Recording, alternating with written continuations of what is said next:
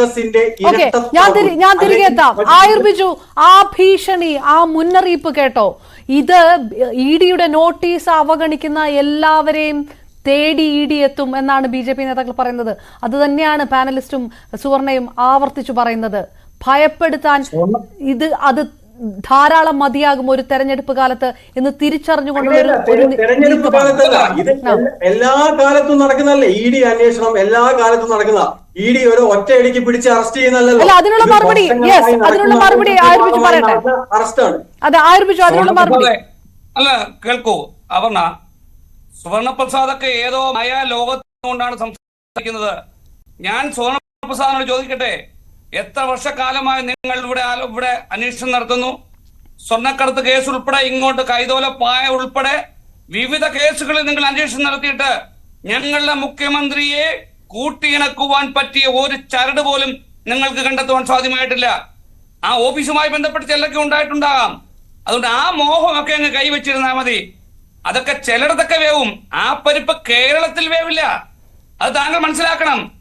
ഇവിടെ ഭരിക്കുന്നത് സത്യസന്ധമായി ജനങ്ങളോടൊപ്പം നിൽക്കുന്ന ഒരു വലിയ ഗവൺമെന്റാണ്, ഇടതുപക്ഷ ജനാധിപത്യ മുന്നണി ഗവൺമെന്റാണ്.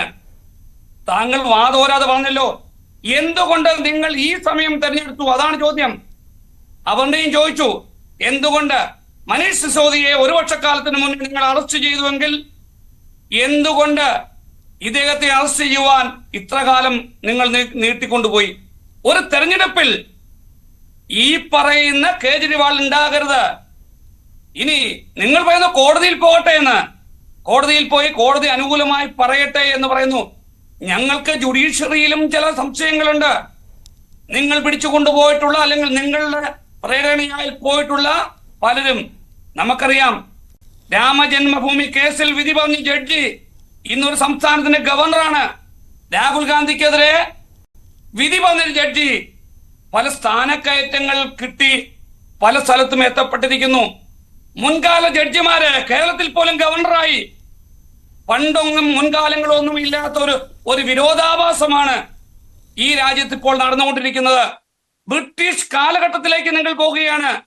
ഏകപക്ഷീയമായ തീരുമാനമെടുക്കുക, വിചാരണ കൂടാതെയും കുറ്റം ചുമത്താരെയും ആരെയും ജയിലിലടക്കുക, പത്രസ്വാതന്ത്ര്യത്തെ നിഷേധിക്കുക, വ്യക്തി സ്വാതന്ത്ര്യത്തെ നിഷേധിക്കുക. ഞങ്ങൾക്ക് എന്തുമാകും ഭരണമുള്ളത് കൊണ്ട്. ഇതിനെ ഒരു ഭരണകൂട ഭീകരത എന്നല്ലാതെ മറ്റൊന്നും പറയാൻ സാധ്യമാകില്ല. ഞങ്ങൾ എന്തും ചെയ്യും. ഞങ്ങൾക്ക് ഭൂരിപക്ഷമുണ്ട്. ഞങ്ങൾ പല സ്റ്റേറ്റുകളിലും ഞങ്ങൾ ഭരിക്കുന്നു. ജുഡീഷ്യറി പോലും പല സ്റ്റേറ്റിലും ഞങ്ങളോടൊപ്പമാണ് എന്ന് പറയുന്ന തരത്തിലേക്ക് ഇന്ത്യൻ ജനതയ്ക്ക് ജനാധിപത്യത്തിൽ വിശ്വാസം നഷ്ടപ്പെടുന്ന ഒരു തരത്തിലേക്കാണ് നിങ്ങൾ ഈ രാജ്യത്തെ കൊണ്ടുപോകുന്നത്. കാരണം എന്താണെന്നറിയാമോ? ചില സ്റ്റേറ്റുകൾ അല്ലെങ്കിൽ പാർലമെന്റിൽ നിങ്ങൾക്ക് മൃഗീയ ഭൂരിപക്ഷത്തിലേക്ക് കടന്നു പോയാൽ എങ്ങനെയുണ്ടായി അല്ലെങ്കിൽ എങ്ങനെ കിട്ടി എന്ന് സാധാരണക്കാരായ ജനങ്ങൾ ചോദിക്കുന്നുണ്ട്. 37% അല്ലെങ്കിൽ 35% വോട്ടിന്റെ ബലത്തിൽ ഇന്ത്യ ഭരിക്കുന്ന ഒരു രാഷ്ട്രീയ പാർട്ടിയാണ്. 51% സുവർണകുമാറെ, നിങ്ങൾ ആലോചിക്കണം. 51% വോട്ടിന്റെ ബലത്തിൽ നിങ്ങൾ ഭരിക്കുന്നുവെങ്കിൽ ഞങ്ങൾ പറയാം. ഞാൻ വീണ്ടും കേജ്രിവാളിലേക്ക് പോയാൽ അദ്ദേഹം എന്ത് തെറ്റു ചെയ്തു എന്നാണ് നിങ്ങൾ പറയുന്നത്? അവിടെ ഒരു സ്വകാര്യ ഏജൻസിക്ക്, താങ്കൾ മനസ്സിലാക്കണം, ഡൽഹിയില് മദ്യവുമായി ബന്ധപ്പെട്ട ചില വിഷയങ്ങൾ ഉണ്ടായിരുന്നു. ഗവൺമെന്റ് ആവശ്യങ്ങൾ പരിഹരിക്കാൻ പറ്റാത്തത് കൊണ്ട് മദ്യ വ്യവസായത്തെ സ്വകാര്യവൽക്കരിക്കുവാനായിട്ട് തീരുമാനിക്കുന്നു. സ്വകാര്യ ഏജൻസികളുമായി സംസാരിക്കുന്നു, ഒരു മദ്യനയം കൊണ്ടുവരുന്നു. അവിടെ സംശയങ്ങൾ ഉണ്ടായപ്പോൾ, ആരോപണങ്ങൾ ഉണ്ടായപ്പോൾ, പ്രതിപക്ഷ സ്വരം ശക്തമായപ്പോൾ ആ മദ്യനയം അവസാനിപ്പിക്കുന്നു. ആ മദ്യനയം അവസാനിപ്പിച്ചപ്പോൾ അവിടെ ഒരു പരാതിക്കാരും ഉണ്ടായിരുന്നില്ല. അതാണ് നിങ്ങൾ ശ്രദ്ധിക്കേണ്ടത്. ആ മദ്യനയത്തിന്റെ പിന്നിൽ അഴിമതി ഉണ്ടായിരുന്നെങ്കിൽ, കൈക്കൂലി ഉണ്ടായിരുന്നെങ്കിൽ, കള്ളക്കടത്ത് ഉണ്ടായിരുന്നെങ്കിൽ, പൈസ വാങ്ങിയിട്ടുണ്ടെങ്കിൽ ആ പൈസ കൊടുത്ത സ്വകാര്യ കമ്പനികൾ അവിടെ പ്രതിഷേധിക്കും. ഞാൻ ഇങ്ങനെ കൊടുത്തു. പക്ഷേ ശ്രീ ആയുർബിജു, ഇഡി പുറത്തുവിടാൻ ഒരുങ്ങുന്നത് വലിയ കോഴയുടെ ഇടപാടുകളാണ്, ഗൂഢാലോചനയ്ക്ക് പിറകിൽ കെജ്രിവാളാണ് എന്നുള്ളൊരു ആരോപണമുണ്ട്. അല്ലല്ല, അതേസമയം നിങ്ങൾ ഇദ്ദേഹത്തെ കെജ്രിവാളിന് ഒരു വകുപ്പിന്റെയും ചാർജില്ല. അദ്ദേഹം ഈ വകുപ്പുമായി ബന്ധപ്പെട്ട ചർച്ചകൾ നടത്തിയിട്ടില്ല.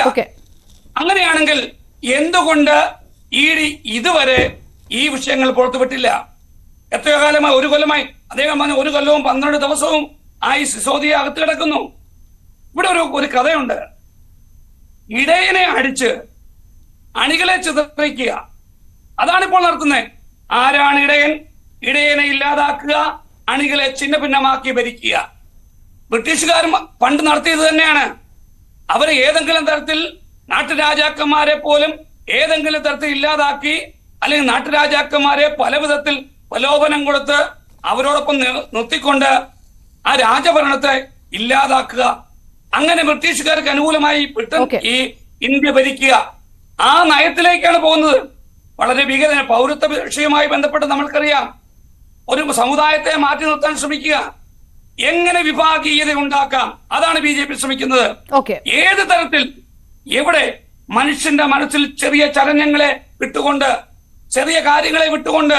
ഇപ്പോൾ നമുക്കറിയാം, പണ്ട് കേരളത്തിൽ ഒരു പാർലമെന്റ് മണ്ഡലത്തിൽ മത്സരിച്ച MP, കോൺഗ്രസിന്റെ MP ആണ്. ഒരു സ്ത്രീ പീഡനവുമായി ബന്ധപ്പെട്ട് അദ്ദേഹം തെരഞ്ഞെടുപ്പിൽ പരാജയപ്പെടുകയാണ്. വെറുതെ പറഞ്ഞതേ ഉള്ളൂ. ഈ സ്ത്രീ പീഡന കേസിൽ ഈ MPയും ഉണ്ട്. അദ്ദേഹത്തിന്റെ ഫോട്ടോ കാണിച്ചിട്ട് ആ കുട്ടിയെ കൊണ്ട് പറയിക്കുന്നു. ഞാനത് ഏത് കഥയിലേക്കാണ് എന്ന് ഞാൻ പോകുന്നില്ല. അപ്പൊ ആ കുട്ടിയെ കൊണ്ട് പറയിക്കുന്നു, ഈ മാമനും ഉണ്ടായിരുന്നു. ആ കുട്ടിക്ക് ഈ മാമൻ ഏതാണെന്നോ, അദ്ദേഹം രാഷ്ട്രീയക്കാരനാണെന്നോ, അദ്ദേഹം MP ആണെന്നോ, അല്ലെങ്കിൽ MLA ആണോ എന്നൊന്നുമില്ല. ആ തെരഞ്ഞെടുപ്പിൽ ഈ പറയപ്പെടുന്ന പേരെടുത്ത് പറയാത്ത ഈ വ്യക്തി പരാജയപ്പെടുകയാണ്. പൊതുസമൂഹത്തിലേക്ക് ഒരു ഇല്ലാത്ത ഒരു നെഗറ്റീവ് എനർജി പകർന്നു കൊടുത്തുകൊണ്ട്, അതിനെ പണ്ട് നമ്മൾ പറയുന്ന പോലെ ആടിനെ പട്ടിയാക്കുന്നത് പോലെ പലവട്ടം പറഞ്ഞുകൊണ്ട് ഇത് ആടല്ല പട്ടിയാണ് എന്ന് പറയുന്നത് പോലെ ഇവരൊക്കെയും അഴിമതിക്കാരാണ്. നിങ്ങൾക്ക് ഞാൻ തിരികെ എത്താം. ശ്രീ ആയുർ ബിജു, ഞാൻ തിരികെ എത്താം. ഞാൻ അവതരിപ്പിക്കാം. ഒരു സെക്കൻഡ്.